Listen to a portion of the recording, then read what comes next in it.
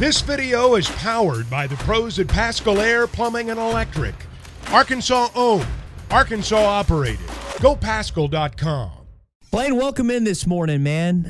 Excited to talk with you, not just SEC, but particularly what's going on in Athens, Georgia. I know there's differences between traffic citations and getting accused of sexual assault, but what have you made of the different things that have occurred in the last year or so in Athens, Georgia?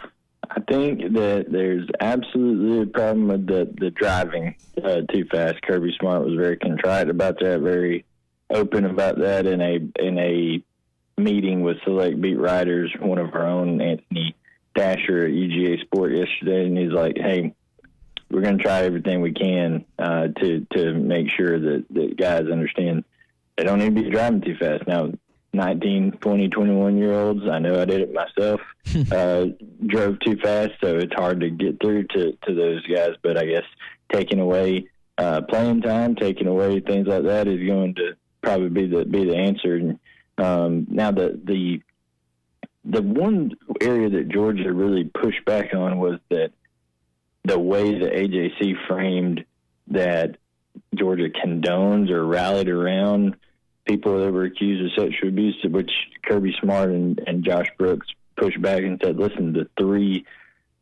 things that you cited in the AJC, two guys that were actually charged with something, they never played another down for the University of Georgia. So Kirby Smart was very adamant and strong about that. So I think it is two different cases you're talking about there. One guy that is on the team, Jamal Jarrett, his charges were dropped, and it turned out that through further investigation that it was more of a he said, she said type deal there that ended up being something that wasn't what it was originally thought to be. So, but guys that were actually charged or something, and they didn't play anymore for Georgia. So I just think it's two separate issues, but Georgia's taking it all seriously and trying to figure out a way forward with it. Blayne Gilbert with us, UGAsports.com on the McClarty Daniel hotline. Blayne, I feel like that you see this pop up with programs that have consecutive national championships or on the brink. You've seen it with USC. You've seen it with Florida. You've seen it with Miami, some other big-time programs. Is it just impossible to avoid when you get to the mountaintop in college football that stuff like this occurs off the field? Yeah, and I think it occurs at other places off the field. It occurred, look at what happened with Northwestern, a team that only won one game, with crazy stuff like, hazing and all that kind of stuff.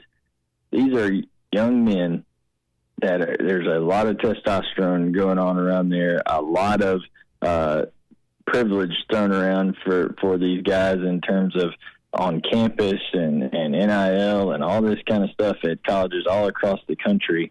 And I think when you add immense success to that and even more fanfare and things like that, yeah, it's something that one, there's going to be opportunities out there for guys to do things, opportunities to have fun, and then they're going to have to be responsible. And how many guys at that age are ultimately as responsible as they need to be, because one, we know through brain development, they're not even their brain's not even fully developed yet. They get 26, 27 years old. So Stetson Bennett may have the only one with the fully developed brain last year. He's pretty old. But the rest of it is just got to have some personal accountability to it. And then when you're on top of the mountain, as you said, people like to find ways to kind of tear you down a little bit too, and then it gets even extra coverage as well. So I think it's a nationwide thing in terms of some of these instances, but it gets magnified obviously when you're at a program like Georgia and the success that they've had. And Kirby, just reading from his quotes yesterday, he said they've had a lot of intervention in terms of talking and visiting. Discipline measures have been implemented in terms of education. They'll continue to do that. Did anyone drill down further? Was there any more detail on maybe what those intervention methods were and what disciplines have been given to those players? Because there's been 11 moving violation or citations since January 15th following the death of the player. What specifically are they doing inside the program? I mean, Kirby doesn't go into detail on a lot of that. A lot of that is, the discipline's internal, but I do know that they've brought in people from, Georgia State Patrol, all this kind of stuff to talk to these guys, explain things that this is the importance of why you shouldn't be driving too fast and things of that nature. But as far as the nuances of it in terms of the little details of the suspensions or the punishments themselves, Kirby typically likes to keep that all internal. But I'm sure after this meeting that was had yesterday with the select beat writers and kind of meeting this thing head on, I feel like if there is anything from this point on, I guarantee you'll hear more about what the specific punishment is, and it'll be tough on the player, because I can imagine that Kirby just said he's had enough of it.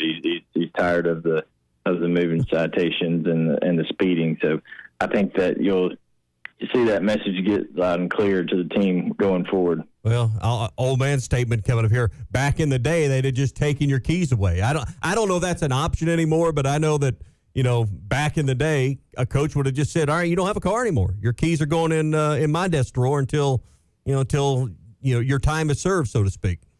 Yeah, and I don't know the ramifications of that. It's not technically your child or anything. I don't know how you can take their car away from them, but so I don't know how that works. And then you got the NIL and the transfer portal and all this kind of stuff. Who knows? You take a kid's keys, you may say, well, I'm just going to go over here to Texas or USC or somewhere like that. So I guess there's a lot to manage over here with all this stuff now. Talking with Blayne Gilbert again on the McClarty Daniel hotline. Blayne, I want to ask you about Texas. We were kicking this around about a month ago. Longhorns coming in the league. I know people don't like Oklahoma, but the disdain for the burnt orange is even more. Do Georgia fans care about that game a lot in 2024 when the Bulldogs go to Austin, or is that just another SEC game? They're just super excited to go eat some good barbecue and go to a different atmosphere. I don't think they're scared of Texas by any means. They're really just excited to go experience that, and that's what most of the Georgia fan base is feeling when it comes to that. Texas really has become, in terms of the Georgia relationship. Of course, there was a Sugar Bowl deal. We all know what that dynamic was there when Georgia played Texas. It was kind of the Super Bowl for Texas. It was kind of a letdown for Georgia. Still, Texas won the game, but in terms of the kind of relationships back and forth now, it's kind of on a recruiting front. Texas has become a little bit of a annoyance at times to Georgia in terms of going head to head on a few guys there, but it'll be interesting now that they're a part of the SEC and starting in 2024. How that kind of maybe a new rivalry forms there between two teams that you look at it now. Texas and Georgia are the two top producers of talent this year in the 2024 class. So in terms of 4- and 5-star guys, so it's definitely gonna come to a head in terms of recruiting battles and things of that nature. All right, last one. We'll get you out of here on this one. When people question or challenge the difficulty of Georgia's schedule this year, what is the response around that Georgia program, and what's their fan base think when nationally everybody thinks Georgia's got one of the softest schedules of the elite teams in the country? Oh, there's no doubt. I mean, if you injected truth serum into Kirby Smart's veins, he'd tell you it's not the hardest schedule in the world, but he'd also tell you, hey, we had Oklahoma scheduled and the SEC made us drop it. So that's kind of the defense on that one, and not many other teams were just jumping at the opportunity to play Georgia that week, so they end up replacing them with Ball State early in the season, and then I don't know if it's Georgia's fault that the rest of the SEC East isn't kind of living up to the standard that they need to be at. That's probably a byproduct of Georgia dominating it in the Kirby era at this point. But Tennessee is doing some good things on the East. Kentucky is going to be a lot better than people I think are giving them credit for, with Liam Cohen coming back.